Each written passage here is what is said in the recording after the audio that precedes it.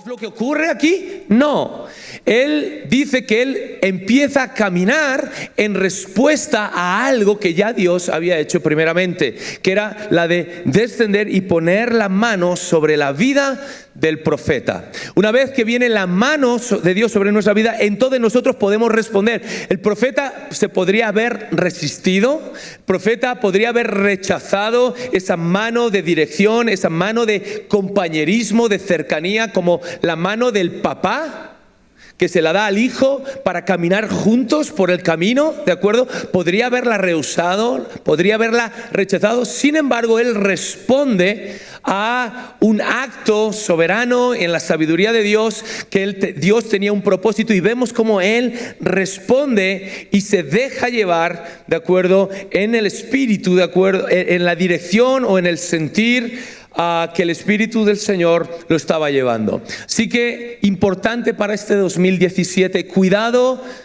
con quién pone su mano sobre nuestras vidas, cuidado a quién le dejamos o a quién le permitimos que ponga su mano sobre nuestras vidas, porque pueden detenernos y frenarnos en los planes de Dios, pueden desviarnos de la voluntad de Dios, y es importante que entendamos que es Dios el que pone su mano sobre nuestras vidas para que por medio de su Santo Espíritu podamos ser llevados y dirigidos a lugares que Él ya tiene planeado y tiene preparado para nuestras vidas. ¿Cuántos decimos amén? Así que miren, una advertencia solamente en cuanto a eso, en cuanto a qué es la mano del Señor. En la primera sesión vimos que la mano del Señor vino sobre el profeta Ezequiel para tratar en su corazón y que él pudiera responder con fe y pudiera responder con confianza a lo que Dios quería hacer. ¿De acuerdo? Y ahora vamos a ver cómo la mano del Señor también ha venido no solamente para que le creamos, sino para que podamos amar a nuestra congregación. Amén. Para que podamos amar. Nosotros no estamos en este lugar para amar a la iglesia. Nosotros estamos en este lugar porque amamos a la iglesia, ¿sí o no?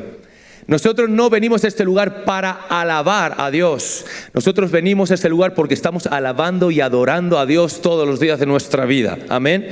Nosotros no nos ponemos a orar y a ayunar para buscar a Dios, sino porque estamos buscando a Dios es que oramos, ¿sí o no? Porque estamos buscando a Dios es que ayunamos y nos apartamos ese tiempo, nos abstenemos de la comida, porque ya hay una búsqueda de Dios que se traduce ¿en qué? En orar, en congregarse, en ayunar, en leer la Biblia. ¿Entendemos esto?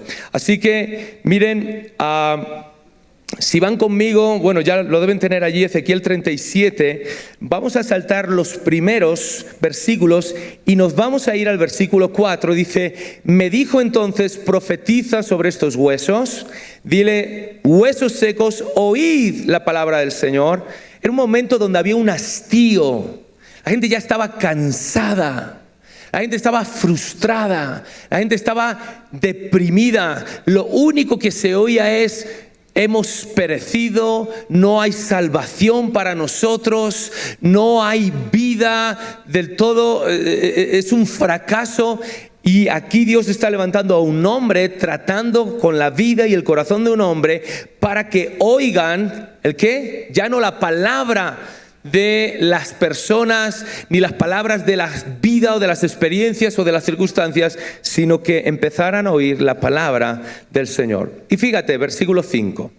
Así ha dicho el Señor a estos huesos: he aquí yo hago entrar espíritu en vosotros, viviréis, y pondré tendones sobre vosotros, y haré subir sobre vosotros carne, y os cubriré de piel, os pondré en vosotros espíritu, viviréis y sabréis que yo soy el Señor.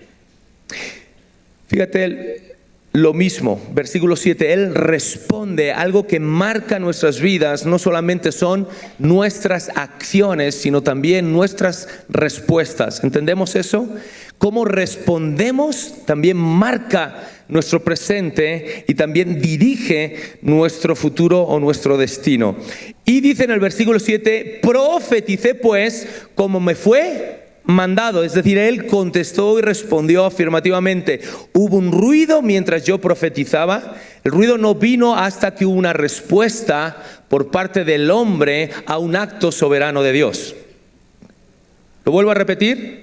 El ruido, la manifestación, no vino hasta que hubo una respuesta responsable de un hombre ante un acto soberano de Dios. Y de esa manera entendemos la soberanía de Dios que inicia y consuma todas las cosas, pero también entendemos la responsabilidad del hombre. Entonces vino esa manifestación, vino ese ruido por causa de la respuesta de un hombre ante un acto soberano de Dios. Y vemos cómo, fíjate, él dice, y yo miré, el profeta, lo vi, lo palpé, o sea, no me lo contaron, no es como en Primera de Timoteo dice, no era un cuento de viejas, no era una especulación, no era un mito, no era una fábula, ¿de acuerdo? Es que yo lo vi, dice el profeta, los tendones empezaron a subir sobre ellos, la carne subió, la piel cubrió por encima de ellos, y luego dice, no habría espíritu, pero eso será para la tercera sesión. ¿De acuerdo? Que les tocará en la siguiente reunión a los que asistan. Miren, aquí hay un principio muy, muy claro. Una fe verdadera siempre resulta en una edificación verdadera de la iglesia. Punto. Eso es lo que les quiero dejar en esta mañana. Una fe que es verdadera siempre se traducirá y siempre resultará en que el cuerpo es bendecido, protegido y edificado. Cuando este hombre le creyó a Dios, ¿cuál fue el resultado? La iglesia empezó a ser bendecida, el cuerpo empezó a ser juntado, los huesos se unieron, entre los huesos empezaron a surgir los ligamentos, entre los huesos y los ligamentos empezó a cubrir la carne y sobre la carne cubrió la piel. Eso nos está hablando de cobertura. Eso nos está hablando de protección. Eso nos está hablando de edificación. Eso nos está hablando de unidad. Todos aquellos que van diciendo, yo creo en Dios, pero no amo a mi iglesia. Yo creo en Dios, pero aborrezco o me llevo mal con mis hermanos. Yo creo en Dios, pero no me congregan. Ellos mismos se engañan y ellos quieren o pretenden engañarnos a nosotros. Pero no se puede amar a la cabeza, que es Cristo, y repudiar o rechazar al cuerpo, que es la iglesia. O si no, díselo a tu esposa, a ver qué te dice, varón. Dile, me encanta, qué guapa eras, pero no me gusta nada tu cuerpo. Atrévete, mira el silencio que hay aquí. ¿Qué hombre se va a atrever a decírselo a eso a su mujer? Oye, qué bonita eres, pero qué cuerpo tienes tan horrible. Estás viviendo con el gato, con el perro, fuera de la casa un mes. Comiendo comida las croquetas o el pienso la comida del...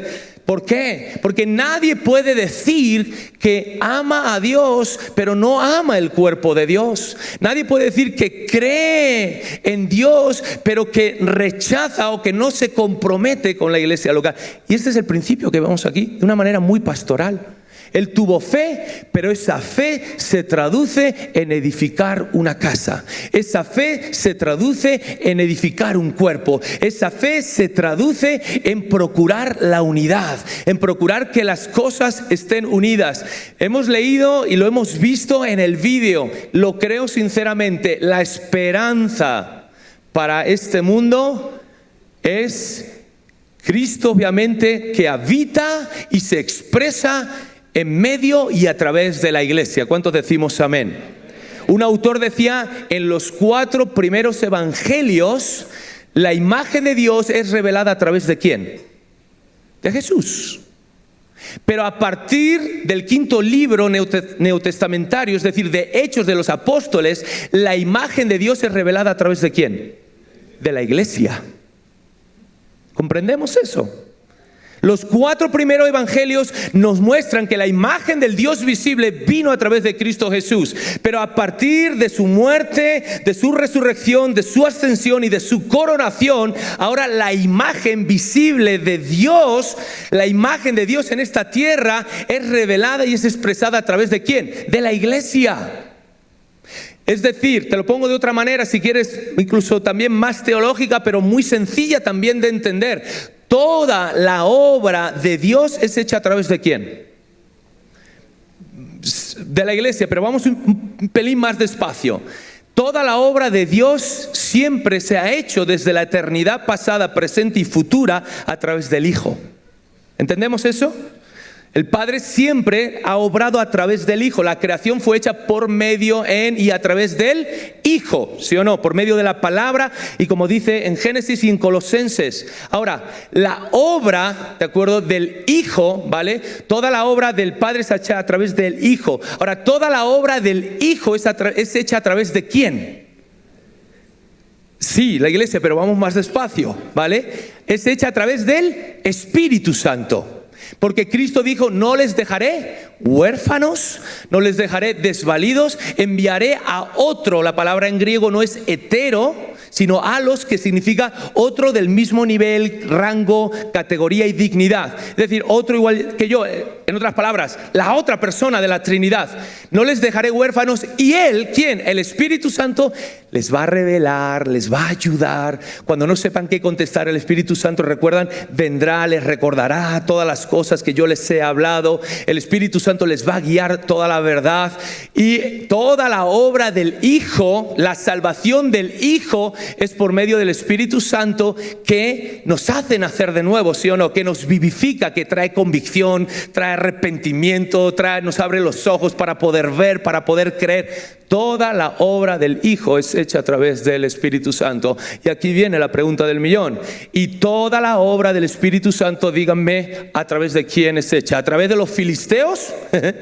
¿A través de los amorreos? ¿A través de los fereceos, jebuseos y todo lo que acabe en eos y sea feo? No. La obra del Espíritu Santo es hecha a través de quién? De la iglesia. ¿Comprendemos? Por eso Dios ama tanto la iglesia. Por eso nos ama tanto la iglesia. Dios nos ama tanto. Y por eso mismo el diablo aborrece tanto a la iglesia. Por esa misma razón, el diablo aborrece tanto a la iglesia, porque la iglesia representa la imagen de Dios y la iglesia representa la obra y el poder de Dios. Y si hay algo que el enemigo va a tratar en tu vida, son dos cosas. La primera, separarte de Dios. El primer pecado, ¿a quién separó, iglesia? Primer pecado registrado, que viene registrado en la Escritura, ¿de acuerdo? El primer pecado, ¿a quién separó? Separó al hombre de Dios. Si hay algo que el diablo va a intentar hacer, es separarte de Dios y romper la comunión y la intimidad que tú tengas con Dios. Si hay algo que el Espíritu Santo quiere hacer en tu vida y quiere hacer en todas las vidas de todos los hombres, es reconciliarlos con Dios. Por eso se nos dio a nosotros, la iglesia, el ministerio de la reconciliación. Por eso el Espíritu Santo lo que busca es que el hombre vuelva a ser restaurado, reconciliado para con Dios. Vuelva a tener esa reconciliación. ¿Cuántos se han peleado aquí? A ver, el que no levante la mano, vamos, peor que Pinocho, le va a crecer la nariz, se va a poder poner 30 o 40 pares de lentes y no se le va a caer ni uno. ¿Cuántos se han peleado aquí? Matrimonios, ¿cuántos se han peleado aquí? Para la gloria de Dios, mi hermano. ¿Cuántos nos hemos peleado aquí? Pero después de la pelea, ¿qué es lo que viene o debe venir? La reconciliación. El pecado, la pelea nos separó, pero la reconciliación nos unió, ¿sí o no? Si hay algo que el Espíritu Santo quiere hacer en nosotros, es poner un espíritu de adopción por el cual clamemos papá. Por el cual digamos, estoy en la casa de Dios. Por el cual digamos, tengo comunión y tengo intimidad con Dios. Soy amigo, soy hijo de Dios. La segunda cosa que el diablo va a intentar con todas sus fuerzas, te he dicho, el primer pecado nos separó. Ahora, según lo quieras mirar, aquí lo dejo a tu libertad. El segundo pecado registrado en la Biblia, o el primer pecado también registrado en la Biblia fuera del Edén, ¿a quién separó? A los hermanos. El primer pecado fuera del Edén registrado en la Biblia es el pecado de Caín, es el asesinato, es el homicidio, ¿de acuerdo?, de Caín, que se peleó con Dios por un problema de ofrenda y de adoración, y entonces lo tomó con aquello que tenía la imagen y representaba a Dios, que era su hermano. Por eso todas las peleas fraternales tienen una raíz de un problema paternal. Todos los problemas que tenemos fraternales entre nosotros, congregacionalmente, cuando yo tengo hastío, odio, amargura, falta de perdón contra un hermano, es porque tengo un problema en mi relación como hijo o en la paternidad de Dios hacia mí. El segundo pecado registrado en la Escritura separó al hombre del hombre, separó a los hermanos, uno mató a otro. Y es lo que el enemigo más va a intentar hacer. Uno, desvincularte, desconectarte, separarte de Dios. Dos, separarte del lugar donde estás sentado ahora mismo. Separarte de tu iglesia. Y cuando digo iglesia, me refiero a iglesia local. Porque este rollo que dicen, yo soy cristiano, soy templo del Espíritu Santo y soy iglesia, sí, pero no. Cuando alguien te venga diciendo, yo soy cristiano y yo soy iglesia y no me tengo que congregar, tú le dices, sí, pero no. Y te voy a poner un ejemplo un poco español salvaje, ¿vale? Imagínate que tú llegas y te cortas la mano, así, pum, y la mano se cae al suelo. La mano dice, ¡hey, que yo soy cuerpo! ¿Y tú qué le dirías? Sí, pero no. Tú eres el cuerpo, sí, pero es parte del cuerpo, pero no. El cuerpo es todo el resto. Y cuando la Biblia habla acerca de las iglesias en el Nuevo Testamento, estúdialo, es fácil de ver, siempre se refiere a una iglesia local. La iglesia de Jerusalén, la iglesia de Antioquía, todas las cartas fueron dirigidas a iglesias locales. Y si hay algo que el enemigo va a intentar hacer es separarnos, que no se cumpla lo que estamos leyendo en este pasaje y en este capítulo de Ezequiel 37, que no haya esa unidad. Pero yo me he dado cuenta que una fe personal en Dios sin un amor congregacional o un amor hacia la congregación es una fe incompleta o una fe coja, por no decir que es una pseudo fe. ¿Cuántos entienden lo que estoy diciendo? Cuando las personas nos digan, oye, pero yo ¿por qué me tengo que congregar? ¿Yo por qué tengo que ir a la iglesia? Como el Señor mismo, o como Caín le dijo al Señor, oh, Señor, ¿acaso recuerdan que no, qué desfachatez de Caín? Señor, ¿acaso soy yo, recuerdan, el guardián? ¿Acaso soy yo el guardador de mi hermano? Claro que sí lo eres, claro que sí lo deberías ser. Por lo tanto, una fe verdadera en el Señor que no se traduce en un amor hacia el cuerpo y hacia la congregación es una fe falsa. Fíjate qué es lo que ocurrió aquí, déjame explicártelo. Porque uno de los síntomas de las manifestaciones de estos grupos sectarios, de estos espíritus engañadores, doctrinas de demonios que van intentando sacar y desconectar, como te he dicho, en primer lugar a la gente de Dios y después desvincularlos del cuerpo de Cristo, dejarlos arrojados en el camino como esa mano que no va a poder andar y se va a quedar allí arrojada y va a morir, ya no tiene el riego sanguíneo, va a perecer, el resto del cuerpo va a poder seguir adelante, pero esa mano no. Una de las características es que son muy, muy divisorios y que se aíslan. Déjame decirte, volviendo a este pasaje, que lo explicamos muy bien. Cuando este hombre, Ezequiel, el profeta, le creyó a Dios y empezó a profetizar, ¿qué es lo que hizo?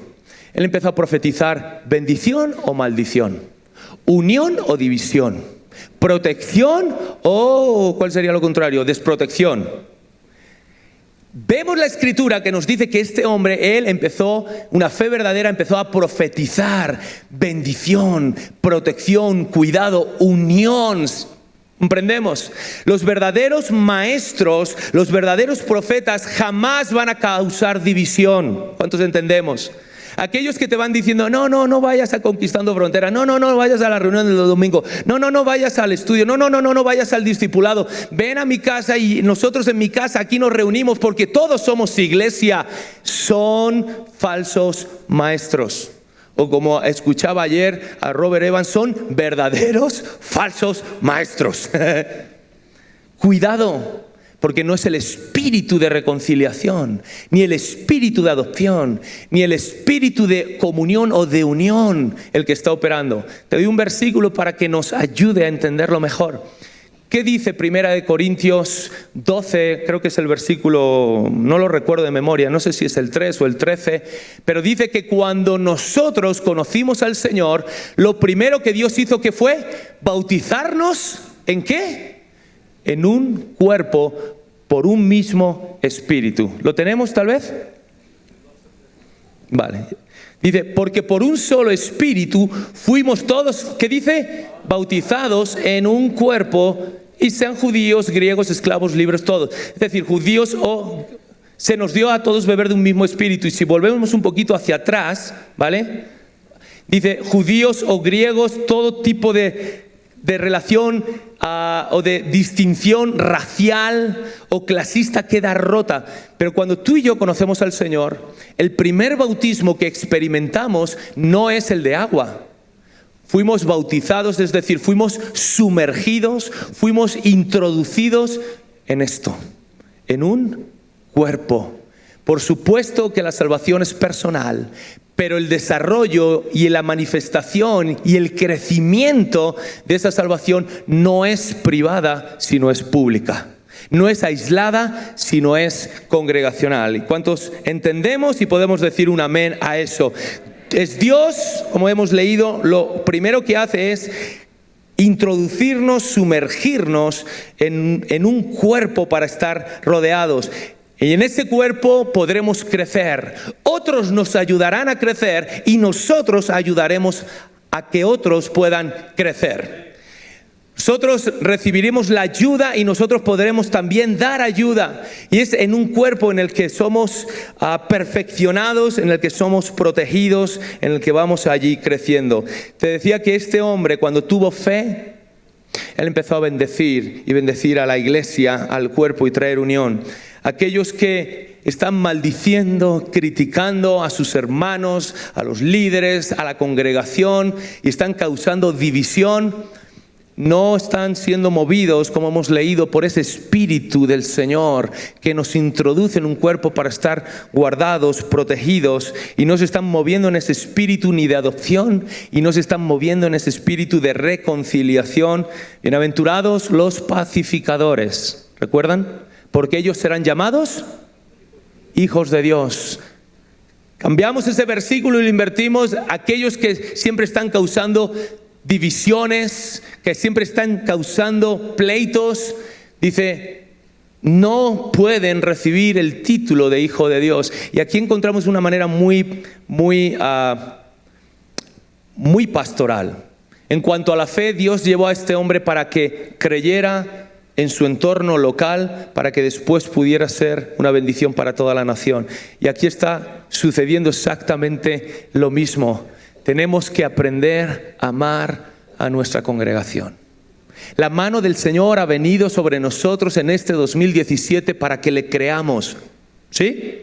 Y la mano del Señor ha venido sobre nosotros y su Espíritu nos está impulsando para que amemos a nuestra congregación. Amén. Amemos a nuestros hermanos, amemos a los que nos presidan, amemos la vida de nuestra congregación. Amén. Que podamos, la mano, te digo, del Señor ha venido, y estar sujetos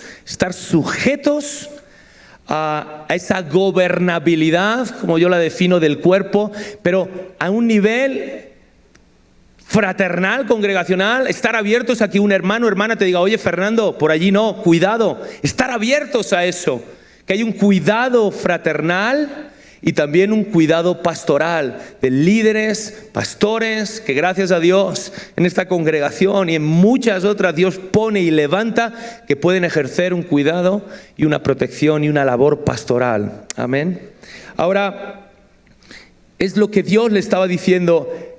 Antes de buscar esa unidad y antes de ver que la nación de Israel se convierte en un ejército que volverá a la tierra, recuperará la tierra que había perdido por su país, por causa de su pecado, Dios le estaba diciendo al profeta, necesitas ver a tu alrededor y ser un agente en cuanto a ver la unidad, la vida en este entorno en el que ahora mismo te encuentras, que no era otro, y te recuerdo de ese valle de huesos secos. Miren, tengo 5 minutitos para, si les parece bien, dejarles algunos principios a modo de conclusión. Ustedes los podrán anotar, podrán tomar la grabación, poder verlos, pasar por ellos, pero simplemente les quiero dejar 5 conclusiones acerca de la congregación, de la importancia de la iglesia. Por eso Dios ama tanto la iglesia y el diablo la aborrece tanto. Concepto a modo de conclusión número 1. De igual modo que la Biblia establece el gobierno civil en nuestra nación como la más alta autoridad en la tierra en cuanto a nuestra ciudadanía, también la misma Biblia es la que establece que la iglesia local, o establece a la iglesia local como la más alta autoridad en la tierra en relación con nuestro discipulado y nuestra ciudadanía espiritual. Para crecer como discipulado no te puedes ir a una ONG, no te puedes ir al IMSS, no te puedes ir a ningún departamento gubernamental, político, social. Es en la iglesia. La más alta autoridad en la tierra en relación con nuestro discipulado y nuestra ciudadanía es la iglesia. ¿Decimos amén? El lugar donde estamos sentados. Número 2. Una iglesia local es una verdadera embajada establecida en el presente que representa el reino de Dios. La iglesia local es la embajada que representa, establecida en esta tierra, en el presente, que representa el reino de Dios y el reino también futuro de Dios. Tercer, el miembro de iglesia, fíjate, es la persona que ha sido reconocida oficial y públicamente como cristiana ante las naciones o ante la sociedad, y comparte la responsabilidad de confirmar y edificar a sus hermanos y hermanas en la iglesia para edificarlos y también supervisarlos. Pertenecer a una iglesia, lo voy a poner de otra manera, el garante, la garantía, la evidencia, lo que muestra que verdaderamente somos creyentes es el hecho de congregarnos. Te hice una pregunta antes y la dejé en el aire y no la contesté. Cuando la gente dice ¿por qué he de congregarme? Eso es una mala pregunta. Y las malas preguntas no se deben contestar. Cuando alguien te dice ¿pero por qué? Dame razones por qué he de congregarme. Yo no caigo en esa trampa, porque es una mala pregunta que no va a tener buenas respuestas. La pregunta no es tanto ¿por qué he de congregarme? La pregunta buena, real, que hay que hacerse es ¿por qué a alguien que ha nacido de nuevo y conoce al Señor no querría congregarse? No soy yo el que te tengo que dar razones para que tú y yo nos congreguemos, sino son las personas las que nos tienen que dar razones y justificar por qué no quieren congregarse. Y en esas razones siempre habrá pecado, amargura, perdón, rebeldía, todo lo que tú quieras. ¿Entendemos? Ahora, iba por el 3, ¿verdad? Ahora toca el 4. La iglesia local protege la reputación de Cristo separando los creyentes verdaderos de los falsos. Por eso decía es el garante. Aquí es donde se prueba, porque hablar es fácil, ¿sí o no? Hablar es fácil, pero es en nuestras obras, en nuestro testimonio, donde realmente se garantiza, es la garantía, la evidencia, ¿de acuerdo?, que separa a los verdaderos creyentes de los falsos. Y por último, algo que a mí me tocó mucho, me confrontó, no lo había visto, lo tuve que estudiar y después estoy de acuerdo. Los cristianos, es el 5º principio a modo de conclusión, los creyentes no se unen a las iglesias, se someten a ellas. Yo no me uno al cuerpo, me sujeto al cuerpo. En el matrimonio yo no me uní tanto a mi esposa, sino me sujeté a ella, ¿sí o no? En la iglesia los creyentes no se unen a las iglesias como si fuera un club social, como antes escuchábamos de su pastor. Los creyentes se someten a la iglesia. Y decir, pertenezco a la iglesia, estoy sujeto, no para hacer lo que quiera, sino para hacer lo que sea en beneficio de la congregación. Y que todo esto honre y exalte a Dios. Amén. Por lo tanto, todo movimiento de Dios, todo mover de Dios, toda transformación como la que ocurre en este pasaje, comienza con la mano de Dios. ¿Estamos de acuerdo? Y demanda, número 1, una respuesta de fe, y 2, un amor por el cuerpo, un amor por la iglesia. La mano de Dios ha venido sobre nuestras vidas para que le creamos y para que amemos a su iglesia, amemos a su casa. Nos podemos poner de pie si eres tan amable.